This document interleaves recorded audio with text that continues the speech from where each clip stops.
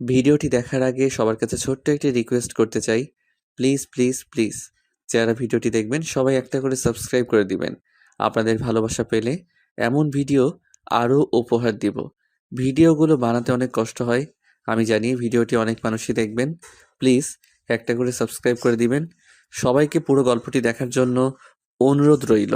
আর যারা আমাকে ভালোবাসে তারা একটা করে লাইক করে দেখিয়ে দিবেন। Love you all. তো চলুন আজকের ভিডিওটি শুরু করা যাক। প্লিজ মালিক, আমাকে ছেড়ে দেন। কেউ যদি একবার দেখে নেয় তাহলে আমার কলঙ্ক ছড়িয়ে পড়বে, আর এই বাসা থেকে আমাকে তাড়িয়ে দিবে, আর আমার চাকরিটা চলে যায়। মালিক প্লিজ আমার সাথে এরকম করবেন না ছোট মালিক। আমি এতদিন ধরে যে তোকে বলেছি আমি সত্যি তোকে ভালোবাসি, আর তুই রাজি হলে আমি তোকে বিয়ে করতে চাই। বাসায় সবাইকে বলবো, আর তুই রাজি হচ্ছিস না কিসের জন্য? দেখেন মালিক, আপনি বোঝার চেষ্টা করেন। আমাদের এই রকম সম্পর্ক কেউ মেনে নেবে না, তাই প্লিজ আমাকে যেতে দেন বাইরে। না, তোকে তো ছেড়ে দেওয়ার জন্য আমি আজকে এখানে নিয়ে আসিনি। আজকে বাসায় কেউ নেই। আজকে আমি তো সর্বনাশ করে ছাড়বো। প্লিজ এরকম কোনো কিছু করবেন না মালিক। দেখেন মালিক, আমি আমার স্বামীর জন্য আমাকে তৈরি করেছে। প্লিজ মালিক, আমাকে কলঙ্কিত করবেন না মালিক। কিন্তু আদনান আফরিনের কথায় কান না দিয়ে আফরিনকে এক ধাক্কা দিয়ে বিছানার উপর ফেলে দিল, আর আদনানের দেহটা আফরিনের দেহের উপর এলিয়ে দিল। আফরিন ব্যথা সহ্য করতে না পেরে কুকিয়ে উঠল, আর আদনানকে কাকতি মিনতি করতে লাগলো যাতে করে আদনান আফরিনকে ছেড়ে দেয়, আর আফরিন তার ইজ্জত নিয়ে এখান থেকে চলে যেতে পারে। কিন্তু আদনান তার কোনো কথায় কান দিচ্ছে না। তার মতো গতি অন্যরকম। রুমে ক্যামেরা সেট করে রেখেছে। আজকে সেই ভিডিও ধারণ করবে। আপনি আদনানের অত্যাচারগুলো সহ্য করতে পারতেছে না। এই প্রথম কোনো পুরুষ তাকে এভাবে স্পর্শ করতেছে, আর তাও এমন জায়গায় স্পর্শ করতেছে যেটা সে কখনো কল্পনা করতে পারতেছে না। শেষ পর্যন্ত আফরিন আদনানের কাছে হার মেনে নিল, আর আদনান তার দেহের খোরাক মিটিয়ে নিল। আফরিন দেহ পেয়ে আদনান যখন আফরিনকে ছেড়ে দিল, আফরিন তখন অনেক জোরে জোরে কান্না করতে লাগলো, আর আদনান তাকে একটা ধমক দিয়ে থামিয়ে দিল। একদম ন্যাকামি কান্না করবে না, বুঝছিস? আর আমার চোখের সামনে একদম কান্না করবে না, তাহলে কিন্তু অবস্থা খারাপ করে ছেড়ে দেব। আফরিন কোনো কথা বলতে পারতেছে না ভয় পেয়ে। আর আদনান এমনিতে অনেক খ্যাপাটে একটা অভ্যাস আছে যে একটা কিছু বললে সেটা করেই ছাড়বে। আর আফরিন এখানে অনেক দিন যাবত আছে, তাই তার ধারণা আছে আদনান এর ব্যবহারগুলো সম্পর্কে। সে খুব ভালোভাবেই জানে। তারপর আদনান ক্যামেরাটা বের করে ভিডিও ফুটেজ একটু আফরিনকে দেখিয়ে দিল, আর আফরিন সেটা দেখে তার ভিতরটা একদম ফেটে গেল। এটা কি হলো? এখন আফরিন আর বেঁচে থাকার ইচ্ছা নেই, এখন আফরিনের মরে যাওয়ার ইচ্ছা করতেছে। প্লিজ আপনি ভিডিওটা ডিলিট করে দেন। প্লিজ প্লিজ, আপনি আমার জীবন নিয়ে খেলা করবেন না। প্লিজ ভিডিওটা আপনি ডিলিট করেন। ডিলিট করব, তবে একটা শর্ত আছে। আমাকে তোকে বিয়ে করতে হবে, আর আমরা এখনই সেটা করে আসব। আপনার মাথা ঠিক আছে? আপনি এসব কি বলতেছেন? আমি এরকম কিচ্ছু করতে পারবো না। ঠিক আছে, তুই যদি আমার কথা না শুনিস তাহলে কিন্তু আমি এই ভিডিওটা ফেসবুক থেকে শুরু করে যত সোশ্যাল মিডিয়া সাইটগুলো আছে সবখানে শেয়ার করে দেব। না প্লিজ, এরকম কিছু করবেন না। তাহলে আমার জীবন তো যাবে, সাথে আমার বাবা মাকে সমাজে নানা ধরনের কথা শুনতে হবে। প্লিজ এরকমটা করবেন না। আপনার হাতে ধরি, পায়ে পড়ি। যদি এরকম কোনো কিছু হয় তাহলে তো খুব ভালো, কারণ তুই যদি আমার না হতে পারিস তাহলে তুই কারো হতে পারবি না। আফরিন আর একটা কথা বলতে পারলো না। এখন সে মুখ বুজে সব কিছু সহ্য করে নিতে বাধ্য হচ্ছে, কারণ মুখ বুজে সহ্য না করে নিলে তার জীবন তো শেষ হয়ে যাবে, সাথে তার বাবা মার জীবনটাও অকালে মৃত্যুর যন্ত্রণা পেতে থাকবে। না মরেও তাদেরকে মৃত্যুর যন্ত্রণা পেতে হবে প্রতিনিয়ত। সমাজের নানা ধরনের কটূক্তি শুনতে হবে। তা থেকে এখন আদনান সাহেব যেটা বলতে চায় সেটাই আফরিনকে মেনে নিলে মুখ বুঝে। তার যতই কষ্ট হোক, আর আফরিন ভালো করে জানে এখন এখান থেকে তার সুখের দিন শেষ, কষ্টের দিন শুরু। কারণ আদনানের বাবা মা কখনো এটা মেনে নেবে না। আর আদনান যে কি করবে সেটা এখন থেকে বুঝতে পারতেছে। তার সাথে যে কি করবে আদনান, আর কি ব্যবহার যে করবে। হ্যালো দীপ্ত, কোথায় তুই রে? তাড়াতাড়ি বাসা থেকে বেরিয়ে আমাদের আড্ডাখানায় চলে আয়। আজকে আমি বিয়ে করতেছি, বাসায় না জানিয়ে। আর এই কথা যেন কেউ জানতে না পারে। কি বলছিস? এইসব মাথা ঠিক আছে তোর? আর বাসায় না জানিয়ে বিয়ে করার কি আছে? আঙ্কেল আন্টি তো চাচ্ছে তোকে বিয়ে দিতে, তাহলে তুই বাসায় না জানিয়ে বিয়ে করবি কিসের জন্য শুনি? তোকে এত বেশি বুঝতে হবে না, তোকে যেটা বলেছি সেটা কর। আর শরীফ কোথায়? শরীফকে নিয়ে তাড়াতাড়ি অফিসে চলে আয়। দুজন সাক্ষী লাগবে আর উকিল লাগবে, একজন সেটা আমি ম্যানেজ করব। এখন তুই আর শরীফ তাড়াতাড়ি কাজী অফিসে চলে আয়। তুই কি পাগল হয়েছিস? কি বলতেছিস? আঙ্কেল আন্টিকে না জানিয়ে তুই যদি বিয়ে করিস, আর এটা তো ছেলে খেলা না, বা যখন যেটা চাইলাম সেটাই করলাম, এরকম তো কিছু না। তাই তো, তাহলে এরকম পাগলামি করতেছি কিসের জন্য? আঙ্কেল আন্টির বিরুদ্ধে গিয়ে বিয়ে করবি, তারা কি মেনে নেবে?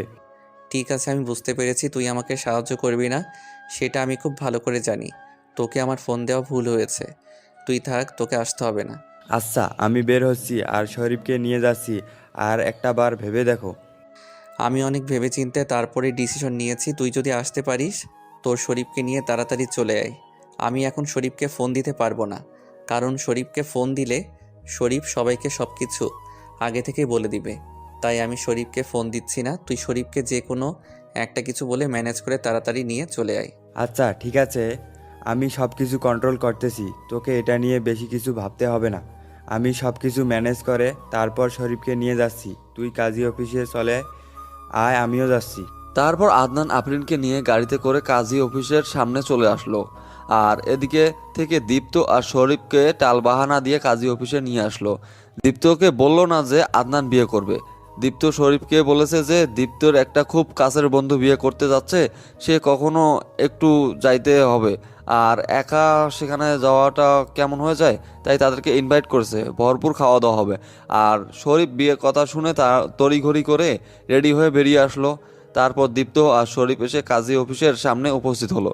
শরীফ কাজী অফিসের দেখে একটু অবাক হলো, কারণ দীপ্ত তো বলেছিল যে বাসায় যাবে, তারা এখন কাজী অফিসে কি করে। শরীফ ভেবে নিল হয়তো কাজী অফিসে এখন বিয়ে হবে, তারপর সোজা বাসায় গিয়ে ভরপুর খাওয়া দাওয়া হবে। তার জন্য সে হাসি মুখে দীপ্তকে জড়িয়ে ধরে, ধন্যবাদ বন্ধু, এত সুন্দর একটা বিয়ের আয়োজনে তাকে নিয়ে আসার জন্য। দীপ্ত কোনো কথা না বলে চুপচাপ মুচকে হাসি দিয়ে শরীফকে নিয়ে ভিতরে চলে আসলো। আর শরীফ যখন ভিতরে প্রবেশ করলো, ভিতরে প্রবেশ করে আদনানকে দেখে অবাক হয়ে গেল আর অনেকটা চমকে গেল। কিরে আদনান, তুই এখানে কি করতেছিস? আর আফরিন এখানে কি করে? আমি এখন বিয়ে করতে যাচ্ছি, তাও আবার আফরিনকে। তোদের কোনো সমস্যা হচ্ছে? কি বলতেছিস? তোর মাথা ঠিক আছে? এরকম একটা কাজের মেয়েকে তুই বিয়ে করবি, তোর মাথা কি ঠিক আছে? আঙ্কেল আন্টি জানতে পারলে কি হবে? দেখ, বেশি জ্ঞান দিতে আসবি না। এখন আমি যেটা বলতেছি সেটা শুনবি নাকি শুনবি না সেটা আমি এখন বুঝতে পারতেছি না, বাট আমি এখন যেটা করতেছি আমাকে করতে দিবি, বেশি কথা বলবি না। আচ্ছা, আমি খুব ভালোভাবে বুঝতে পেরেছি। আফরিন, তোমাকে বলতেছি, তুমি কোন হিসেবে একজন বাড়ির কাজের মেয়ে হয়ে মালিককে বিয়ে করতে চাও? তোমাকে কি আঙ্কেল আন্টি মেনে নেবে? তুমি কি অবুঝ? তুমি কি বুঝতে পারো না সব? দেখেন, আপনি এত বড় কথা বলতে পারেন না। আমরা দুজন দুজনকে ভালোবেসেই বিয়ে করতেছি। আর আদনান বলেছে যে বাসায় ম্যানেজ করতে পারবে, তাই আমি রাজি হয়েছি। আমি বুঝতে পেরেছি তোমার টাকার লোভ ধরে ফেলেছে, তার জন্য মালিকের ছেলেকে পটিয়ে বিয়ে করে নিচ্ছ, তাই তাই না? তার সাথে সারা জীবন খুব সুখে থাকতে পারো। আপনি যেটা ভাবতেছেন বা বলতেছেন ঠিক বলতেছেন। আমি টাকার জন্য বিয়েটা করতেছি। টাকা ছাড়া এই দুনিয়াতে কি আছে বলেন? টাকাই তো সবকিছু। আচ্ছা, তোমার টাকা লাগবে বলো, আমি তোমাকে টাকা দেব। তাও আদনানকে বিয়ে করা থেকে বিরত থাকো। তোমাকে আমি টাকা দিচ্ছি, তোমার যত টাকা লাগে তুমি নিয়ে চলে যাবে এখান থেকে অনেক দূরে। দেখ শরীফ, তোকে এখানে যা করার জন্য আনা হয়েছে তুই সেটা কর, আর এর থেকে বেশি কোনো কথা বলবি না, আর এত টাকার গরম দেখাতে আসবি না আমার সামনে। ঠিক আছে, তোমার যেটা মন চাচ্ছে সেটা করো। আমি আর কি বলবো? তোকে আমার আর কিছু বলার নেই। দেখেন, এখন অনেক কথা শুরু হয়েছে আমাকে নিয়ে, আর যখন প্রকাশ পাবে তখন বিষয়টা কেমন হবে বুঝতে পারতেছেন। আমাকে বিয়ে না করলেই মনে হয় ভালো হবে আপনার জন্য। একদম ওকে কস্টেপ লাগিয়ে দেবো যদি আর একটা আমার কথার উপর কথা বলেছো, তাহলে কিন্তু মোটেও ভালো হবে না তোমার সাথে। কি করবেন? মেরে ফেলবেন? তাহলে মেরে ফেলেন। আমি তো তাও আমার মনের ভাব প্রকাশ করে যাব। আপনি হয়তো আপনার ভালো মন্দ বুঝতে পারেন না, কারণ আপনি অনেক বড় লোকের ছেলে। আপনার কখনো টাকার অভাব হয় না, বা আপনি কোনো কিছুর অভাব বুঝতে পারেন না। আমরা গরিব মানুষ, আমরা সব কিছুর অভাব বুঝতে পারি। তোমার লেকচার আমি বাসায় গিয়ে শুনতেছি। এখানে যদি আর একটা লেকচার দিছো তাহলে কিন্তু তোমাকে জ্যান্ত পুঁতে ফেলবো, তারপর তোমার বাবাকে পুঁতে ফেলবো। এতক্ষণে শরীফ আর দীপ্ত বুঝতে পারলো যে আদনান জোরপূর্বকভাবে আফরিনকে বিয়ে করতেছে, এখানে আফরিনের কোনো দোষ নেই। তারপর শরীফ আফরিনের দিকে ভীতু চোখে দৃষ্টিতে তাকালো এবং ইশারায় ক্ষমা চেয়ে নিল, আর আফরিন ছলছল চোখে নিচের দিকে তাকিয়ে রইল। কি বলবে এখানে? নিরুপায়ে কোনো কথা বলতে পারবে না। তারপর কাজী সাহেব বিয়ে যথারীতি অনুযায়ী কার্যক্রম শুরু করে দিল এবং সুন্দরভাবে কার্যক্রম শেষ করে দিল। আর এখন থেকে আদনান এবং আফরিন দুজনেই বৈধভাবে স্বামী স্ত্রী। এক পলকে সবকিছু পাল্টে গেল। আর শরীফ দীপ্ত এই বিয়ে সাক্ষী হয়ে রইল। শরীফ আর দীপ্ত আদনানের আর আফরিনের বাসায় পৌঁছে দিল। আর বাসায় এসে দেখে যে বাসায় এখনো কেউ ফিরে আসেনি। তাই দীপ্ত আর শরীফকে কিছু টাকা দিয়ে দিল আদনান, আর বলল যে তারা গিয়ে পার্টির আয়োজন করতে। একটু পর আদনান যাবে সেখানে। বাসায় লোকজন চলে আসলে দীপ্ত আর শরীফ সেখানে থেকে চলে গেল। আদনান কিছু বলল না, কারণ জানাই যে আদনান ইচ্ছাকৃতভাবে বিয়েটা করেছে। আর আফরিনের এখানে কোনো দোষ নেই। এখানে আফরিনকে কোনো কিছু বলার তাদের কাছে বোকামি মনে হবে, তাই তারা চুপচাপ চলে গেল। দীপ্ত আর শরীফ চলে যাওয়ার পর আদনান হুট করে আফরিনকে কোলে তুলে নিল এবং নিজের রুমের উদ্দেশ্যে রওনা দিল। আফরিনকে নিয়ে যাচ্ছে আর আফরিনের ভেতরটা শুকিয়ে যাচ্ছে। এবার না জানি কোন ধরনের অত্যাচার তাকে সহ্য করতে হয়। আপনি আমাকে এভাবে অত্যাচার করতেছেন কিসের জন্য? আমার ভুল কোথায়? তোকে বলেছিলাম না আমার থেকে খারাপ তোর জীবনে কেউ আসবে না। দেখ, আমি তোর জীবনে এসে গেছি। এবার তোর দেখ কি অবস্থা করি। প্লিজ ছোট দেখে আমাকে ছেড়ে দেন, আমাকে যেতে দেন। আমি বাসায় যাব, আমার এখানে ভয় লাগতেছে। তোকে কি বাসায় যাওয়ার জন্য বিয়ে করে নিয়ে আসলাম? তুই এখন আমার গোলাম হয়ে থাকবি। আমি যেটা বলবো সেটা করবি। আর একটা যদি কথা বলেছিস তাহলে তোকে এখন এমন পিটান পিটাবো। আপনি কেন আমার সাথে এরকম করতেছেন? প্লিজ আমাকে যেতে দেন, আমার খুব খারাপ লাগতেছে, ব্যথা লাগতেছে। আফরিন মাত্র কথাটা বলা শেষ করলো আর সাথে সাথে আদনান আফরিনের মুখ চেপে ধরলো তার হাত দিয়ে। আফরিন শুধু শব্দ করতে পারতেছে, শব্দ হচ্ছে, কিন্তু তার মুখ থেকে কোনো কথা বের হচ্ছে না। এদিকে আদনান হিংস্রতার সাথে আফরিনের দেহের উপর ঝাঁপিয়ে পড়লো আর তার দাঁত দিয়ে আফরিনের গায়ে কত বিক্ষত করতে লাগলো। আর তার হাত দিয়ে আফরিনের গায়ে কিছু জায়গায় এমনভাবে দাগ কাটলো যাতে আফরিন ব্যথা পেয়ে কান্না করে দিল, কিন্তু সেদিকে আদনানের কোনো খেয়াল নেই। তোকে এত করে বলেছিলাম তুই আমাকে সুন্দরভাবে বিয়ে কর, তাহলে আজকে তোকে এত কষ্ট পেতে হতো না। তুই যত আমাকে কষ্ট দিয়েছিস প্রতিটা কষ্টের মাসুল তোকে দিতে হবে। আজকের পর থেকে সারা জীবন আর নিজেকে সবসময় প্রস্তুত রাখবে। যখন যেটা লাগবে আমি তোর থেকে তখন সেটাই নিয়ে নিব, বুঝছিস? আপনি আমাকে এত অত্যাচার করবেন না। তার থেকে আমাকে ফেলেন প্লিজ, তার থেকে আমাকে মেরে ফেলেন প্লিজ। এত তাড়াতাড়ি মরে যাওয়ার ইচ্ছা তোকে আমি কি বলেছিলাম তখন? কেমন দেমাগ দেখাইছিলি যে আমি তোকে কিছু করতে পারবো না? দেখেন ছোট মালিক, আমরা গরিব মানুষ, আপনারা শুধু আমাদের অত্যাচার করতে পারবেন, তাছাড়া কোনো কিচ্ছু না। বুঝতে পেরেছি, এরকম ইমোশনাল ডায়লগ আমার সামনে মারবি না। যা, এখন এক কাপ কফি বানিয়ে নিয়ে আই। আমার খুব ব্যথা করতেছে ছোট মালিক, আমাকে বাসায় যেতে দেন। আমি কোনো কাজ করতে পারবো না এখন। তোকে বলছি না, আজকের পর থেকে তোর এটাই বাড়ি আর তোর বাসায় যাওয়া হবে না। আজকের পর থেকে তুই ভুলে যা তোর কোনো বাসা আছে, এই বাসা ছাড়া। কেন আমার সাথে এরকম করতেছেন? আমি বুঝতে পারতেছি না আমি কি ভুল করেছি। তুই যদি আর একবার আমার মুখের উপর তর্ক করেছিস তোকে যে আমি কি করে ফেলবো আমি বুঝতে পারছি না। তোকে যেটা বলেছি তুই সেটা কর। এক কাপ কফি বানিয়ে নিয়ে আয় তাড়াতাড়ি। আফরিন সেখানে একটা কথা বলার সাহস পেল না। আফরিন খুব ভালো করে জানে আদনান রেগে গেলে তার মাথা ঠিক থাকে না, কখন কি করবে আফরিন সেটা খুব ভালো করেই জানে। তাই নিজের কষ্ট হলো আদনানের কথা মেনে চলতে লাগলো। আর সে খুব ভালোভাবে বুঝতে পেরেছে যে আদনান তাকে কেন বিয়ে করে নিয়ে আসলো। আফরিন চুপচাপ থাকলো আর তার কথা মতো সব কিছু করছে। হুট করে বাসার কলিং বেল বেজে উঠলো, তার মানে বাসার সবাই চলে এসেছে। এটা ভেবে আফরিন খুব খুশি হলো যে এখন অন্তত এই মানুষটা তার দানবের মতো অত্যাচার তাকে সহ্য করতে হবে না। আফরিন দৌড়ে গিয়ে মেইন ডোর খুলে দিল। খুলে দিয়ে দেখে সবাই হাসি মুখে বাসার ভিতর প্রবেশ করতেছে। আর আফরিনের অবস্থা দেখে সবাই 1 মিনিটে সেখানে চুপ হয়ে গেল, কারণ আফরিনের কাপড় ঠিক ছিল না। যে কেউ দেখলে আফরিনকে সন্দেহ করবে। আফরিন এতটাই ব্যস্ত ছিল যে তার নিজের দিকে তাকানোর কোনো হুঁশ ছিল না, যার জন্য সে বুঝতে পারেনি যে তার শরীরে কী আছে আর কি নেই।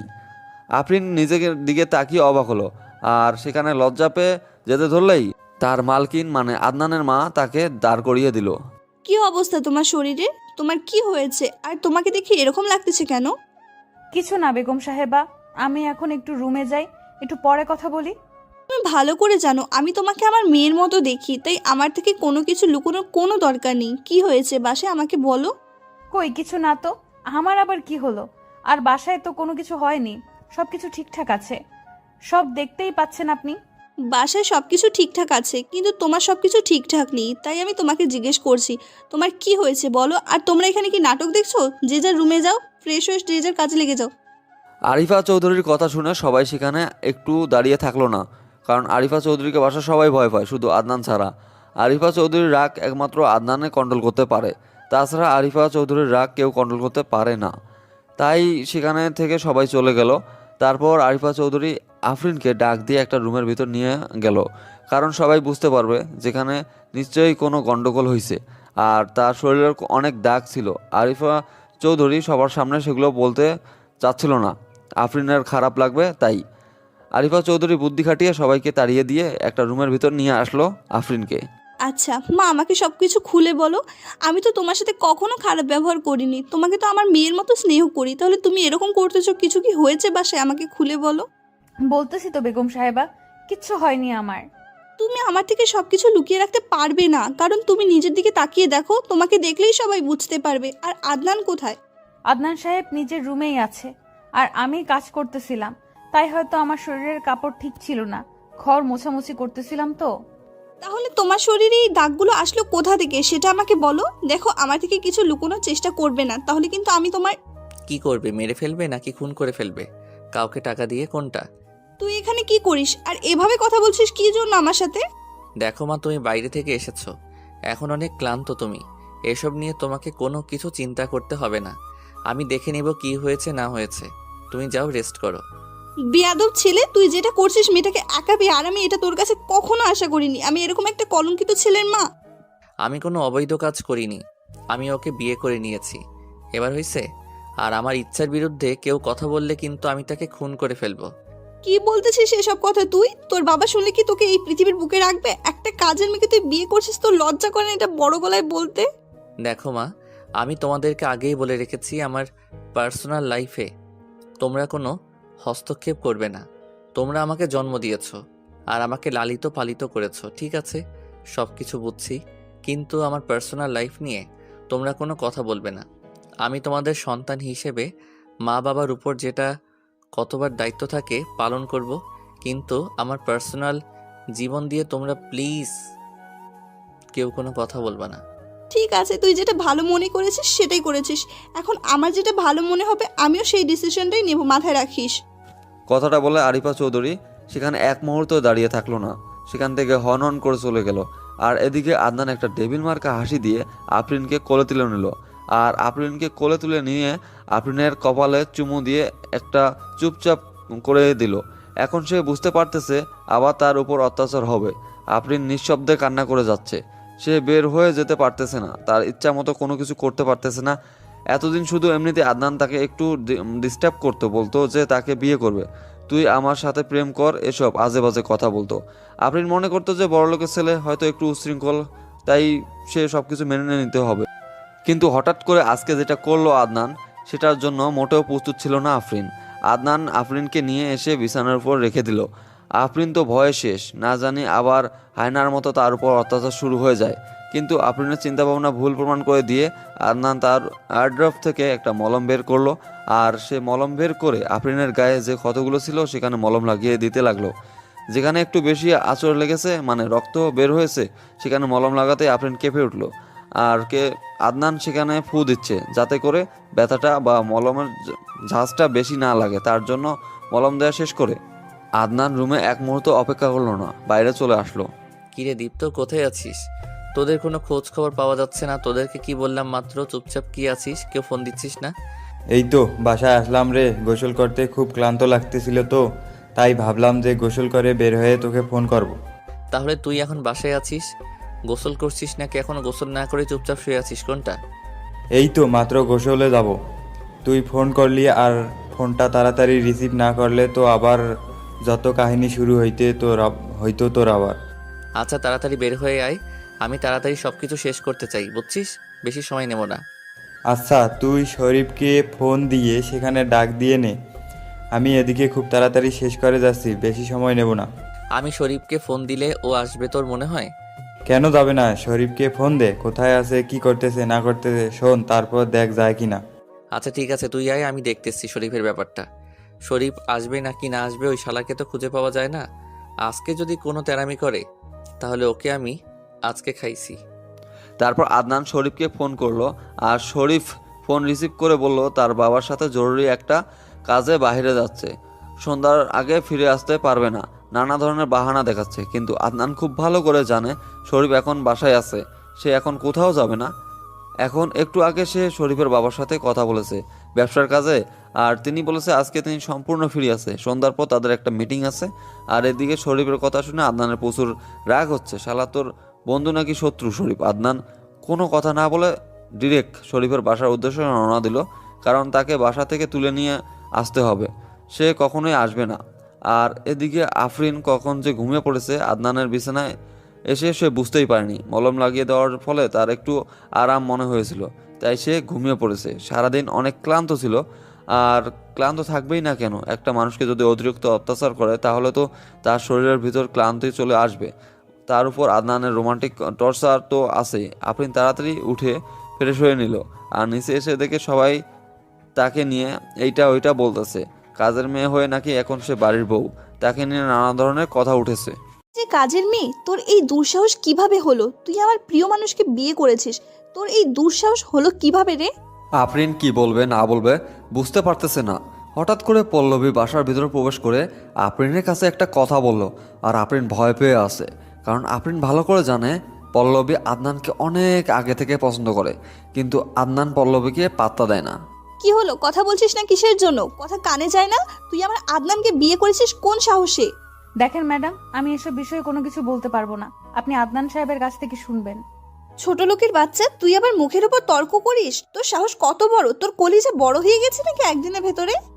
দেখেন আপু, আমি আপনাকে অনেক আগে থেকে সম্মান করি, আর আপনি আমার চরিত্র সম্পর্কে খুব ভালো করে জানেন, আর আমি ছোট লোকের বাচ্চা সেটা আপনিও ভালো করে জানেন।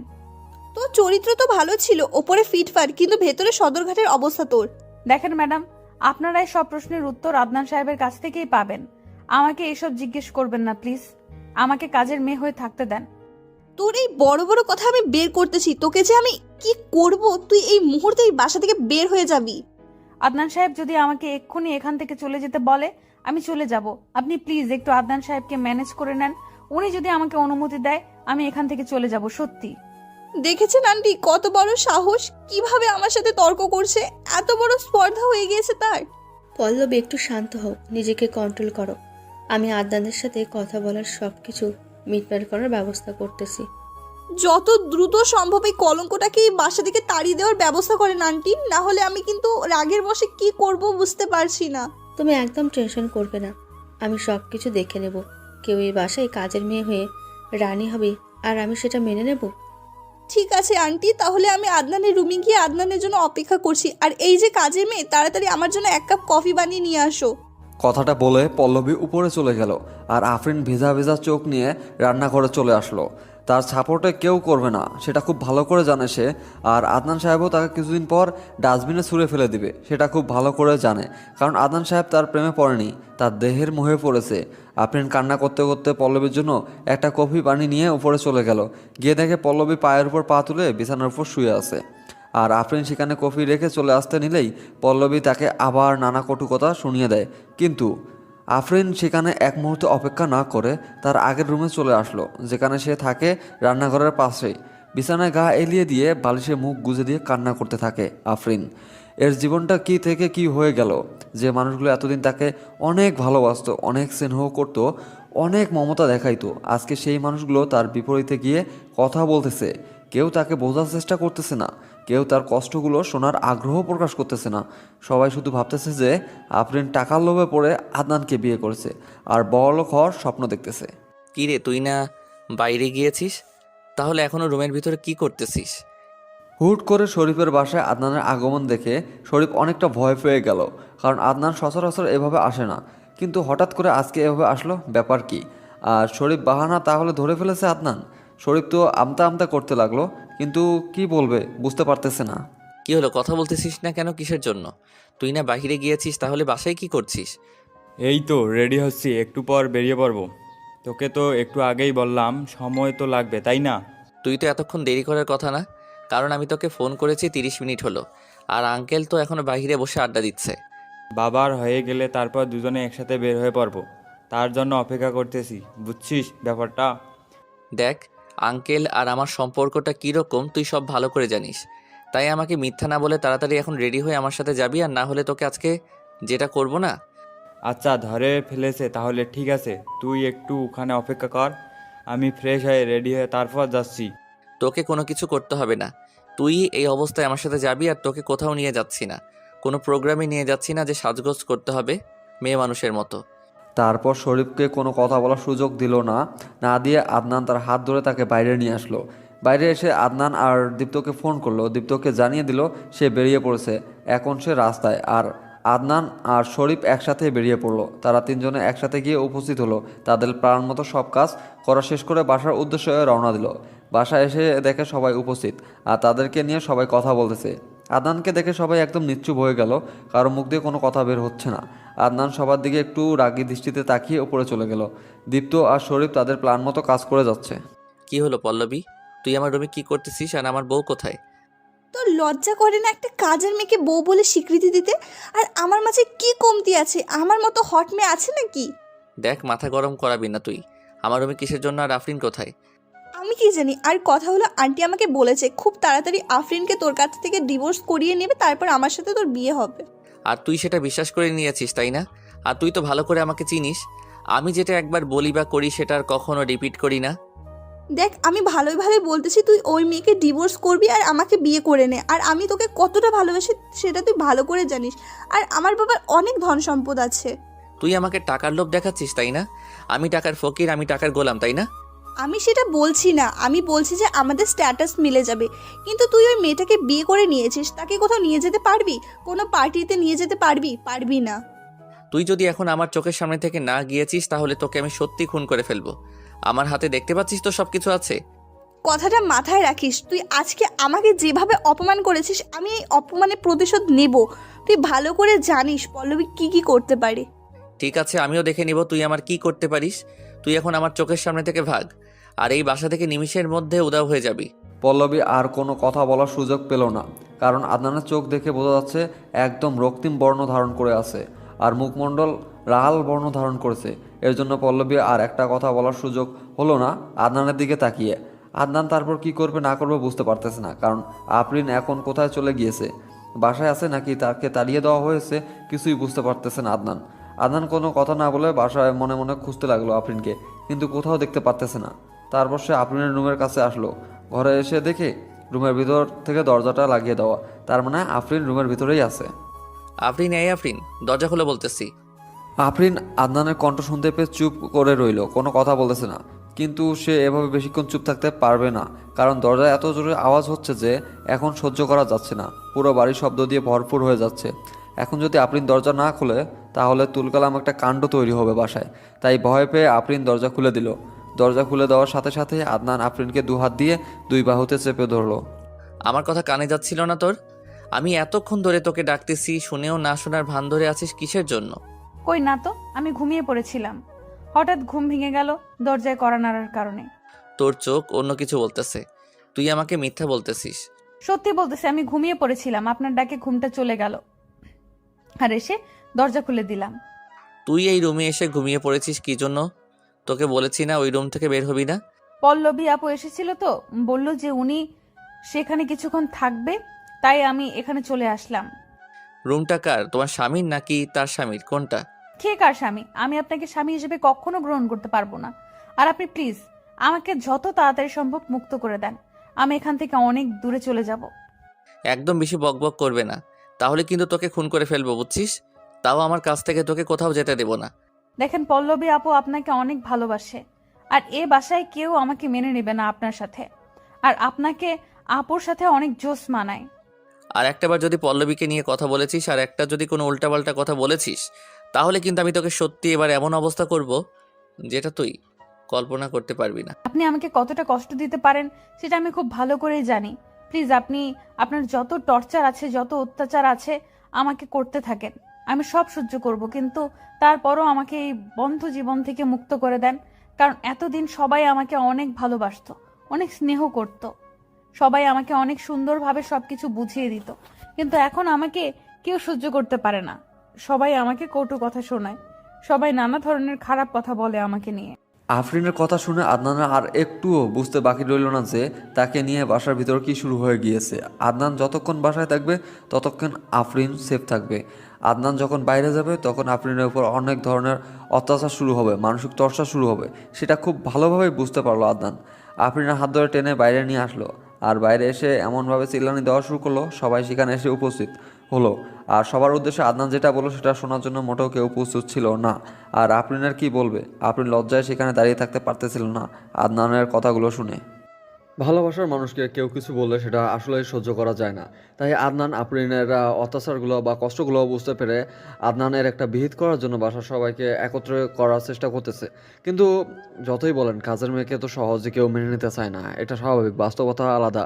এটা শুধু গল্পই মানায়, রিয়েলিটিতে কখনো এটা মানায় না। একজনকে ছোট যারা গরিব লোক তাদেরকে কেউ মেনে নিতে চায় না বড়লোক সমাজে, কারণ বড়লোকরা তারা নিত্য নতুন আপডেট চায়, তাদের স্ট্যাটাস তাদের লেভেলে চায় মেয়ে মানুষ যেন তাদের লেভেলে থাকে, তাদের ব্যবসা বাণিজ্যের জন্য দ্বিগুণ করতে পারে, সেই লেভেলের স্ট্যাটাস দেখে বড়লোক ছেলেপেলেদের বিয়ে দেওয়া হয়। কিন্তু এখানে যেহেতু আদনান একটা গরিব বা মেয়েকে, কাজের মেয়েকে বিয়ে করছে, তাই তাদের ফ্যামিলিতে নানা ধরনের কটুকথা বলা বলি শুরু হয়ে গেছে, আর বিয়েটা ভাঙানোর চেষ্টা করতেছে সবাই মিলে একত্রে। আমার বউ আমি বিয়ে করছি, আমি সারা জীবন তার সাথে থাকবো। তোমাদের এত মাথা ব্যথা কেন? তাই বলে তুই যাকে খুশি তাকে বিয়ে করবি আর আমরা মেনে নেব? আমাদের বাসায় কাজের মেয়েকে তুই বিয়ে করছিস। কাজের মেয়ে, কিন্তু সেও তো একটা মানুষ, চায় না দিন শেষে তারাও তো একটা পরিচয় আছে। আমাদের যে স্ট্যাটাস, সেই স্ট্যাটাসের সাথে সে কি যায়? তাতে তো আমার কোনো কিছু যায় আসে না। আমি বিয়ে করেছি, আমার বউ আমার সাথে থাকবে, তোমার সাথে যাবে কিসের জন্য? তোর আব্বু এই কথা শুনে একদম রেগে আছে, বাসায় আসতেছেন, তোর সাথে যে কি হবে আমি বুঝতে পারছি না। দেখো আম্মু, তোমার পরিবার কেমন ছিল সেটা তো আমি জানি, সবাই জানে, সেটা আমাকে আর বলিও না নতুন করে। তোর এত বড় সাহস, তুই আমার ছেলে হয়ে আমাকে অপমানিত করতেছিস? আমি এখানে আর কোনো কথা বলতে চাচ্ছি না, তোমরা এখন তোমাদের যা খুশি তাই করো, আর আমাকে আমার মতো থাকতে দাও, আমাকে কোনো ধরনের ডিস্টার্ব করবে না কেউ। কথাগুলো বলে আদনান সেখান থেকে হনন করে চলে গেল, কারো কোনো কথায় পাত্তা না দিয়ে নিজের রুমে চলে আসলো।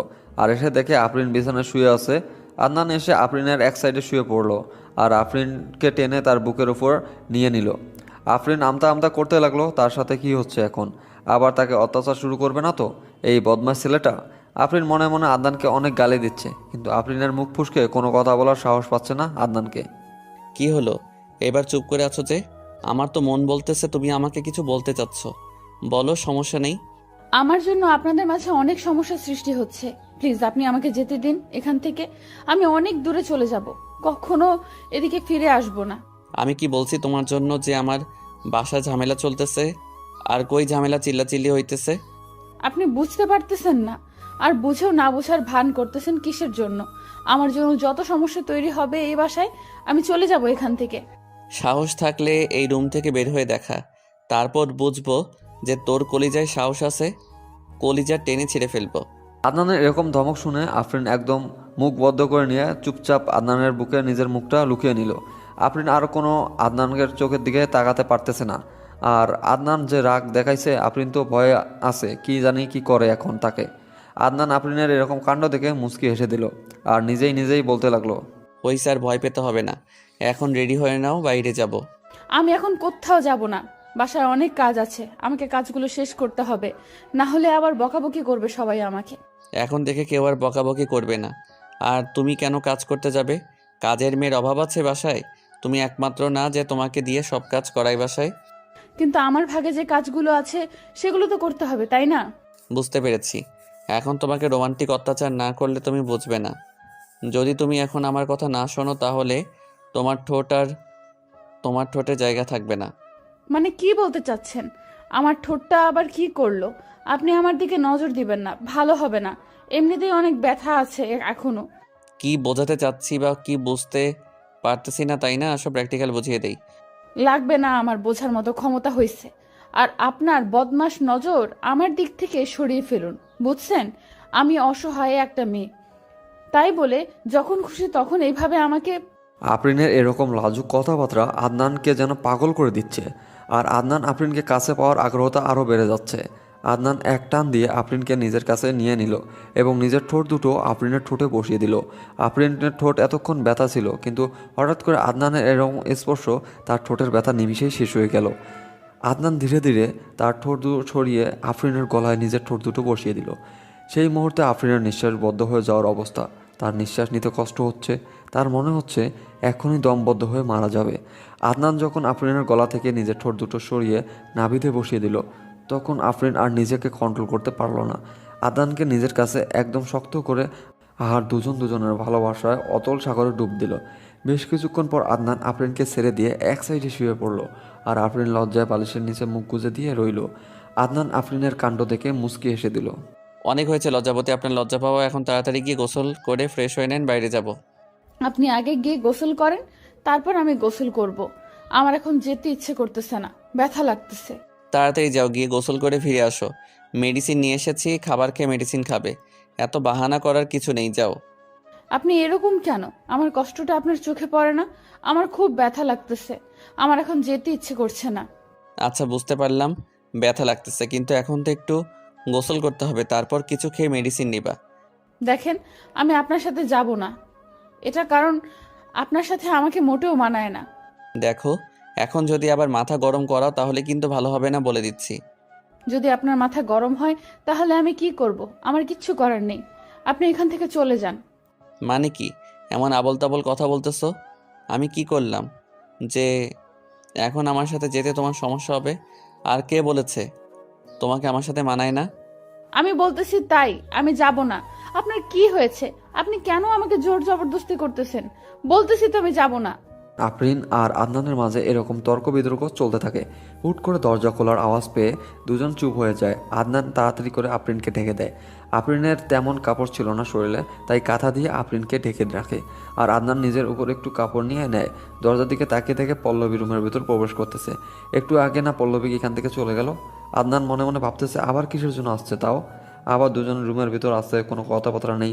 হুট করে রুমের ভিতর প্রবেশ করে আসলো।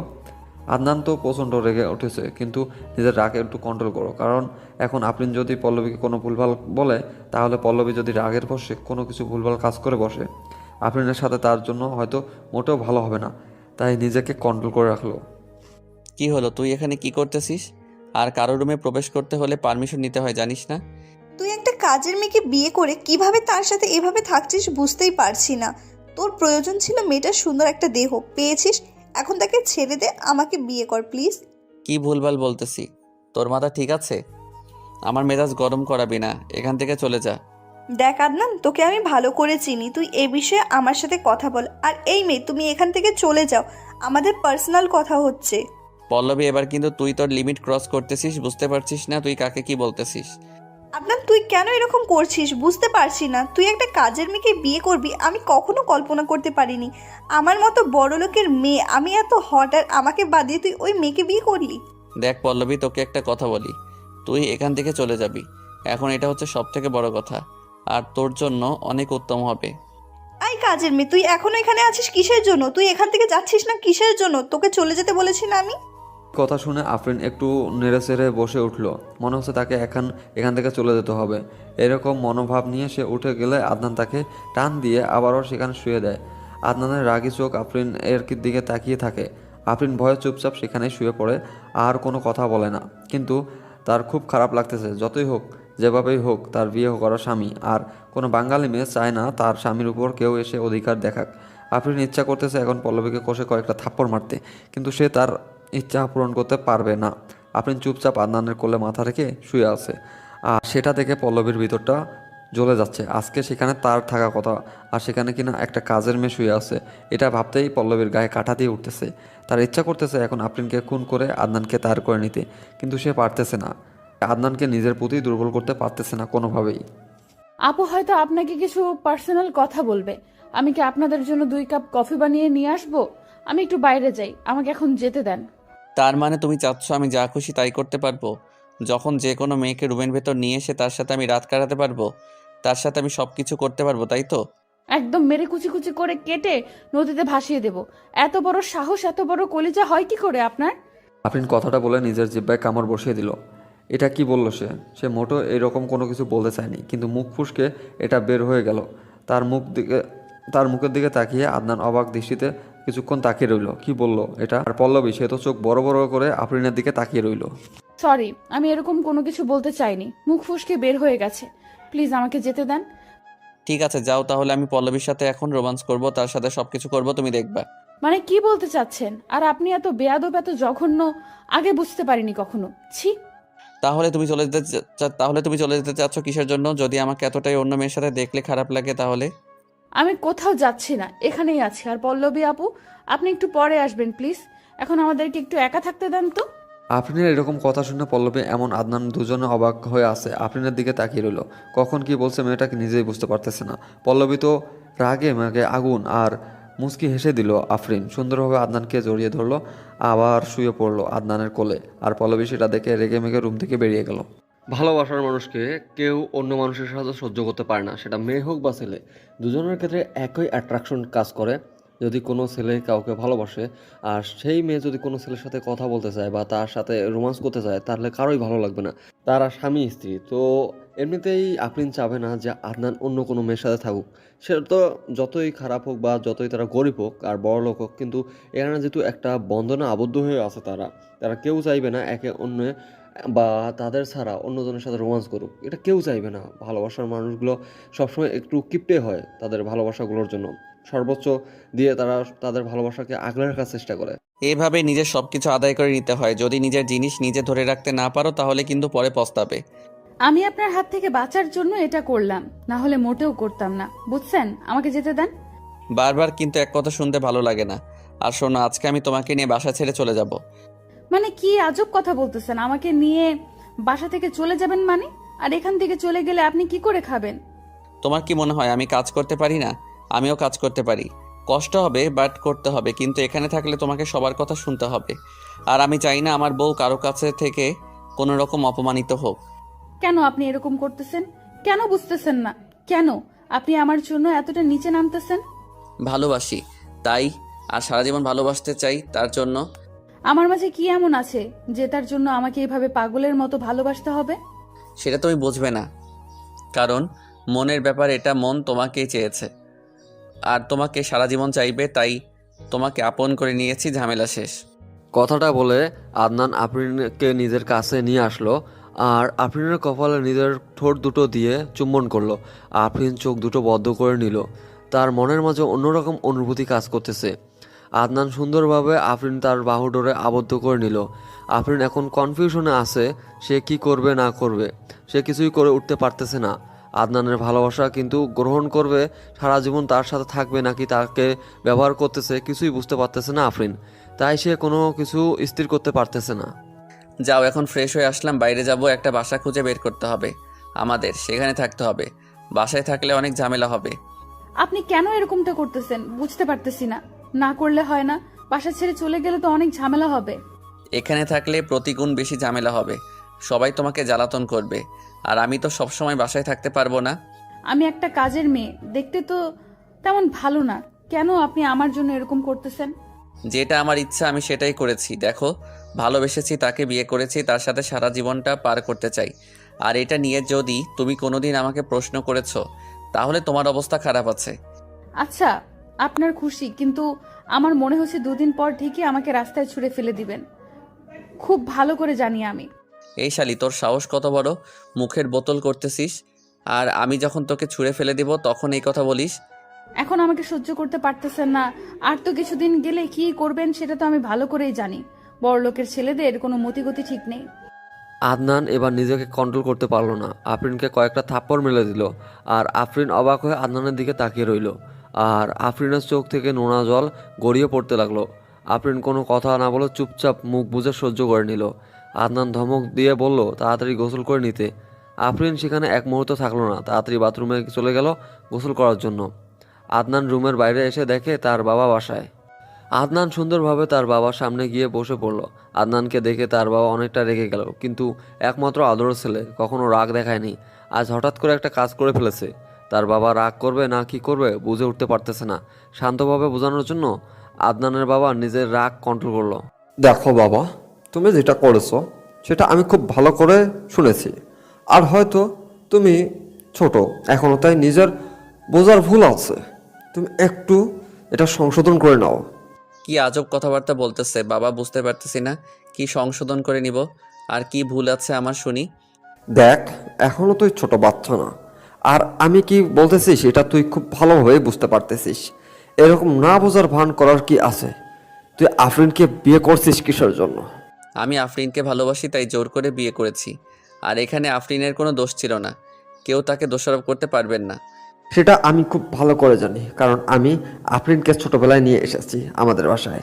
তাই আফরিনের উপর আমার কোনো অভিযোগ নেই, কিন্তু তুই এটা কাজ কেন করলি? এসব কথা বাদ, এখন আমাকে কি করতে হবে? বাসা ছেড়ে চলে যেতে হবে, তাই তো? ওকে, ঠিক আছে। তাও কারো এত কথা শুনতে পারবো না। নিজের বাবার উপর কথা বলতেছিস, আবার আমার সাথে মুখে মুখে তর্ক করতেছিস, এত বড় স্পর্ধা! দেখো বাবা, আমি তোমার সাথে কখনো খারাপভাবে কথা বলিনি, আর আমি কখনো তোমার সাথে খারাপভাবে কথা বলতে চাইবো না। তাই প্লিজ তুমি এসব কথা বলা থেকে বিরত থাকো। আর আমি বাসা থেকে চলে যাব, সমস্যা নেই। কথাটা বলে আদনান সেখান থেকে উঠে চলে আসলো, আর আরিফ চৌধুরী সেখানে মুখ গুমরা করে বসে রইল।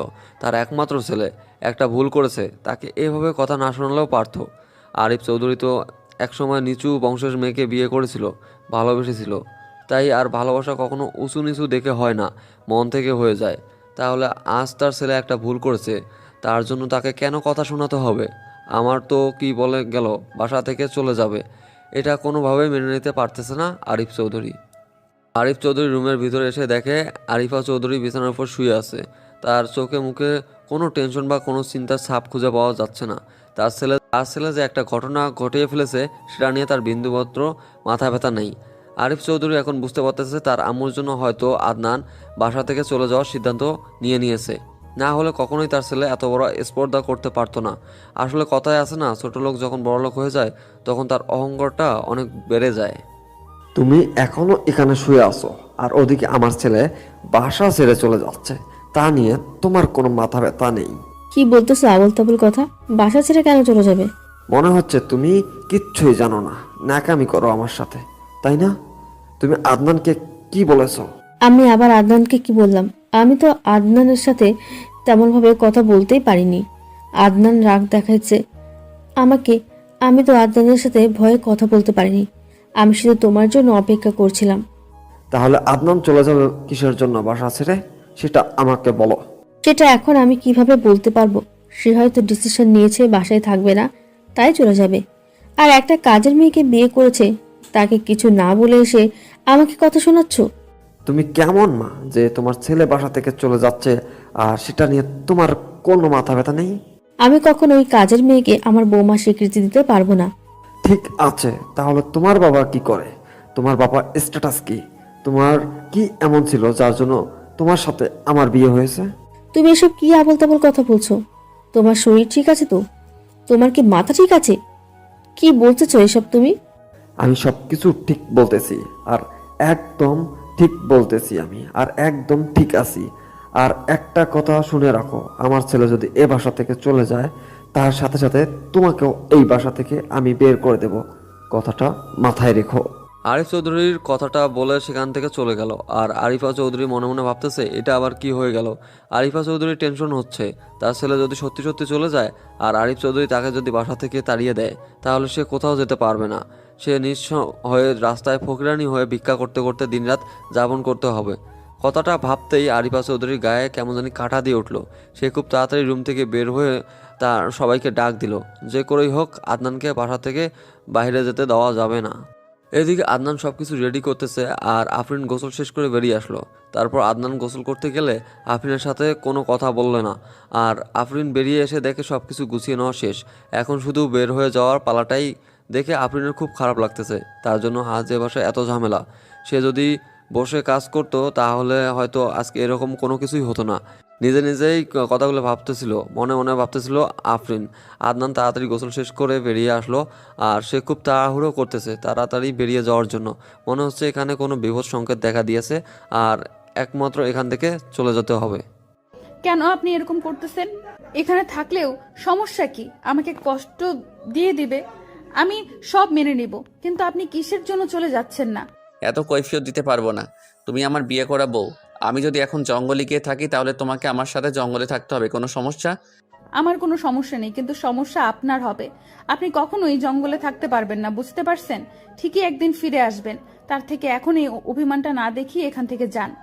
তুমি আমাকে খুব ভালো করে চেনো যে আমি কীরকম, আর আমি একবারও যেখান থেকে চলে যাই সেখানে কখনো ফিরে আসবো না। কেন আপনি এরকম করতেছেন বুঝতে পারতেছি না। নিজেকে একটু কন্ট্রোল করুন। আর এরকম করলে কি হবে বলুন তো? তুই যদি আর একবার আমাকে জ্ঞান দিতে এসেছিস তাহলে তোর অবস্থা খারাপ করে ছাড়বো, বুঝেছিস? আর একটা যদি কথা বলেছিস এই বিষয় নিয়ে, এখন চলে যাচ্ছি, এটাই হচ্ছে বড় কথা। তাড়াতাড়ি রেডি হ। তাও যদি একটু ভেবে দেখবেন যে বিষয়টা কোন দিক দিয়ে যাচ্ছে, একটু ভেবেচিন্তে কাজ করলে ভালো হয়। এটাই, যদি আর কিছু বলবেন না। তোকে আমি কথা বলতে বলেছি, তাও মুখের উপর হতে চেষ্টা, কিন্তু সত্যি সত্যি তো তোর ভাগ্যে খারাপ কিছু আছে। আফরিন কথাটা বলতে চাইলে আদনান তার ঠোঁট দিয়ে আফরিনের ঠোঁট আবদ্ধ করে নিল, যাতে করে আফরিন আর কোনো কথা বলতে না পারে। সুন্দরভাবে একটা কামড় বসিয়ে দিল, যেন তার মনে থাকে এখন তাকে কি করতে হবে। আর কামড় বসিয়ে দিলে রক্তপাত হতে লাগলো, আর আফরিন যেটা দেখে কান্না করে দিল। আদনান সেদিকে পাত্তা না দিয়ে তাড়াতাড়ি কাজ করার জন্য বলল, আর তাড়াতাড়ি রেডি হতে বলল আফরিনকে। আদনান কান্না করতেছে আর তাড়াতাড়ি নিজেকে গুছিয়ে নিচ্ছে। এখান থেকে চলে যাওয়ার জন্য আদনানের খুব খারাপ লাগতেছে। ছোটবেলা থেকে এখানেই আছে, আজকে চলে যেতে হবে, সব পরিচিত মুখ থেকে অনেক দূরে চলে যেতে হবে। এটা ভাবতেই আফরিনের কান্না পাচ্ছে। কেউ চায় না ভালোবাসার মানুষের কাছ থেকে দূরে চলে যায় একাকিত্বভাবে বসবাস করতে।